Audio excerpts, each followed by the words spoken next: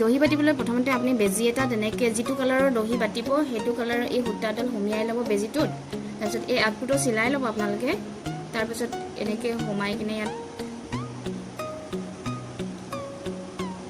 গাঁঠি দিব পৰাকৈ এটা নিৰ্দিষ্ট জোখত আপুনি, মইতো ইমানটো ৰাখিছোঁ, চাব 4 আঙুলমান হয় আৰু ইমানখিনি জোখৰ আপুনি কৰি কিনে কাটি যাব।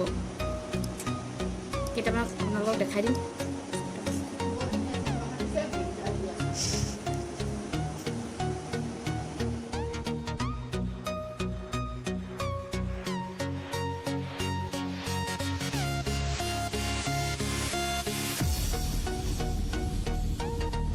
আপোনালোকে এই দুইডাল একে সমান সাইজৰ কৰি ল'ব। এই দুটা সমান সাইজৰলৈকে ধৰি ল'ব। তাৰপিছত আঙুলিটোৰ ওপৰত অলপ পানী লগাই ল'ব। পানী লগাই কিনে তাৰপিছত এইটো ইয়াত তুলিব আৰু এই বুঢ়া আঙুলিতে এই বাওঁ চাইডে ঠেলি দিব, মানে পকাই দিব। ঠেলি কিনে পকাব 3 বাৰমান এনেকৈ পকোৱাৰ পাছত দুইটা ধৰি আকৌ গুৰিটো ধৰি পকোৱা ছাইডটো আকৌ উল্টা ছাইডে, মানে সোঁ হাতৰ ছাইডে পকাই দিব।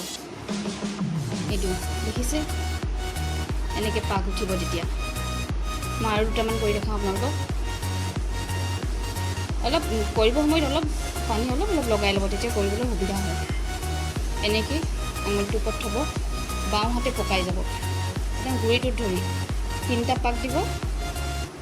আকৌ দুইটা একেলগতে পাকটো নকলা কৰি ধৰি আকৌ এইটো সোঁ চাইডে উল্টাকৈ পকাই দিব। দেখিছে?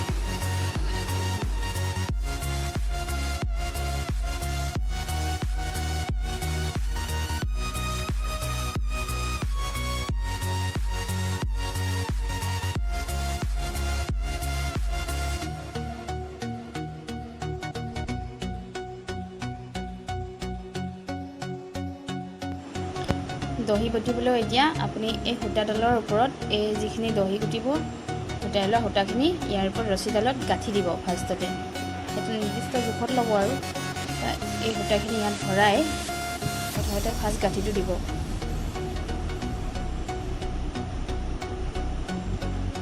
এইটো গাঁঠি দিব ফাৰ্ষ্টতে অলপ টাইটকৈ দিব। তাৰপাছত ছেকেণ্ড গাঁঠিটো দিব। ছেকেণ্ড গাঁঠিটো একেটাই দিব, কিন্তু এই সূতাখিনি যিখিনি দিছে তাৰ ওপৰত চুচৰাই আনি কিনে এইটো গাঁঠি দিব। আৰু এটা দেখাই দিম আপোনালোকক।